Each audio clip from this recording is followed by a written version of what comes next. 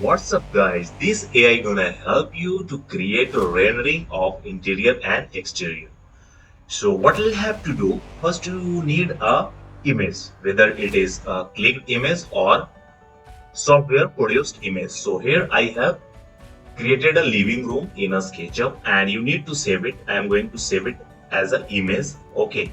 Then after save this image, you have to just click over here and upload your image. Okay, and select a room type. You can select room type from here and then select a style like modern contemporary. So here I am selecting modern. Okay, and then finally you have to click over the generate option. So after clicking, it will take a couple of seconds and minute, depends upon the details in your image. Okay, and you can see that after a couple of 30 to 40 seconds, it's produced a pretty nice rendering of this small raw image. Okay, so if you want to use this site, you can click, there is a link inside the description, and there is a 3 maximum limit available to use this AI. Okay, so guys, if you like my video, please share, subscribe and like, and